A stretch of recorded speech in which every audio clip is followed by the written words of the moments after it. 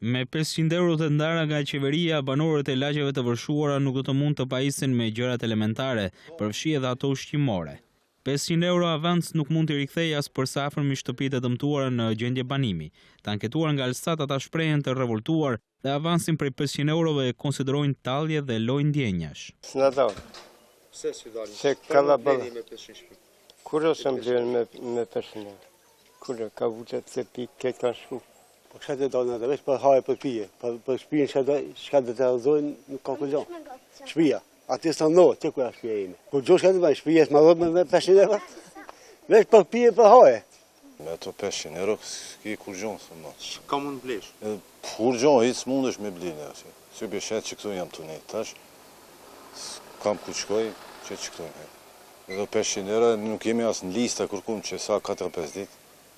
Nuk kanë qas në listë hiç kërkum. Nga ana tjetër, kryetari i Komisionit për vlerësimin e dëmeve Eyub Halimi thotë se ata kanë vështirësi për grumbullimin e të dhënave të sakta dhe për këtë ata deri më tani kanë grumbulluar të dhëna për 2150 familje, ndërsa të tjerat janë në procese sipër. Sipas Halimit, numri i saktë i të dhënave do të mund të bëhet pasi të përfundojë gjithë procesi. Na është vështirësuar puna për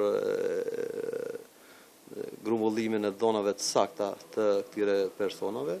Deri tash kemi arrit diku në afër 2150 amvestri që t'i grumbullojmë dhënat e sakta. Nuk mund të thojmë se sa do jetë numri përfundimtar i gjithë amvestrive të prekura, po presmi pasi t'i grumbullojmë gjithë dhënat edhe nga komunat e Tovës, po edhe nga ekipet që i kemi në këto hapësirat e regionit Shkupit, që ku ka pas vështirësi, pasi ta përmbyllim të dalmi me një numër konkret se sa amvestri ka qenë të prekura.